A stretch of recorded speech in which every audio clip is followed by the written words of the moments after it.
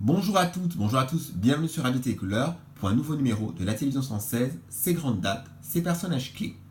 Voici les années 1960. Cette décennie est celle de la télévision pour de multiples raisons.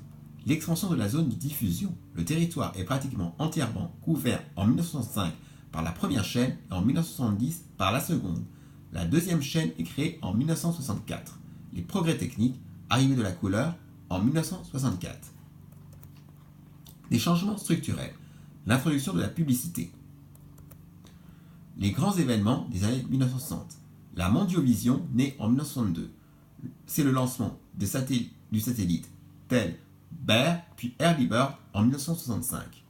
Les premiers pas de l'homme sur la Lune en juillet 1969 sont suivis par plus d'1 milliard de téléspectateurs autour du monde.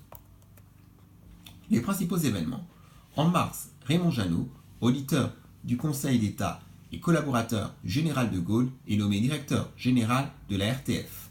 En 1963, au début de l'année, le parc téléviseur français compte 3,5 millions d'unités.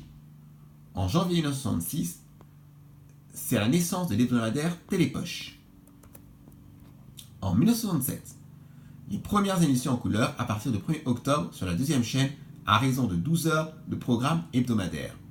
Le 15 septembre 1967, le journal télévisé fait son apparition sur la deuxième chaîne sous la direction de Louis-Roland Nil et programmé d'une succession de reportages sans présentateur. En 1968, la couleur est généralisée à toutes les émissions de la deuxième chaîne. En 1968, Pierre Sabag est nommé patron de la première chaîne, Maurice Cazeneuve de la deuxième chaîne.